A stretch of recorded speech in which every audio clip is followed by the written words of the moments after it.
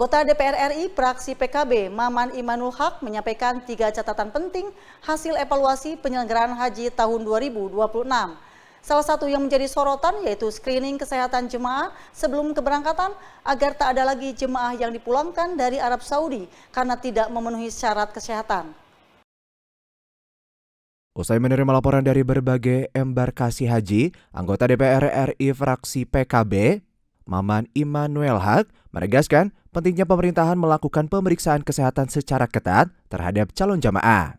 Menurutnya, jangan sampai ada jemaah yang sudah tiba di Tanah Suci namun dinyatakan tidak layak secara kesehatan dan akhirnya dipulangkan paksa.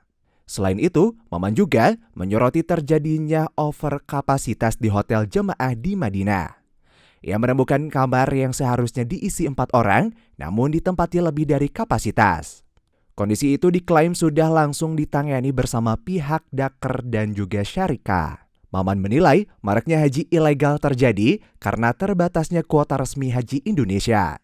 Karena itu, DPR dan Kementerian Haji dan Umroh kini mengubah basis penentuan kuota dari jumlah penduduk menjadi jumlah pendaftar. Ia juga mendorong Organisasi Kerjasama Islam atau OKI untuk merevisi data jumlah penduduk Indonesia agar kuota haji nasional bisa bertambah.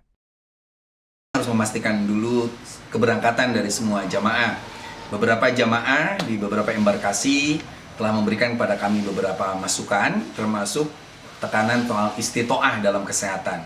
Jadi kita sudah meminta agar kesehatan menjadi kata kunci, jangan sampai ada orang sudah kadung sampai ke Tanah Suci, tapi ternyata kesehatannya dianggap tidak layak, seperti itu.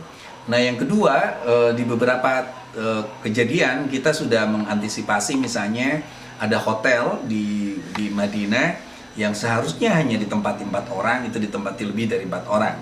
Kita langsung sudah nelpon Daker di Madinah dan juga syarikahnya sehingga itu sudah diperbaiki.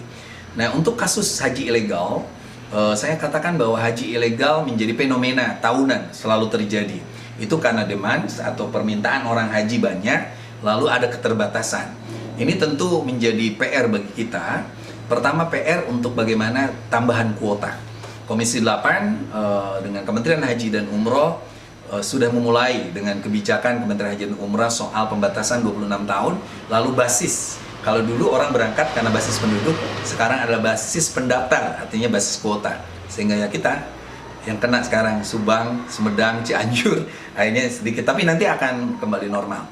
Yang kedua, kita akan meminta OKI untuk merevisi jumlah penduduk Indonesia, karena mereka masih menganggap jumlah penduduk Indonesia masih 221 juta, sehingga kita mendapatkan kuota 221.000. Nah, kalau revisi itu muncul, kita akan bisa tambah kuota. Begitu pula ada kuota dengan cara kita meminta beberapa negara yang kuotanya tidak dipakai akan kita pakai. Tapi itu membutuhkan diplomasi yang baik antara Kemenlu dengan Kemenlu masing-masing negara. Terkait masa tunggu haji, Maman menyebut saat ini antrean telah diseragamkan maksimal 26 tahun di seluruh daerah. Ia juga mendorong agar jemaah yang 3 kali dipanggil namun tidak berangkat dihapus dari daftar agar bisa digantikan oleh jemaah lain.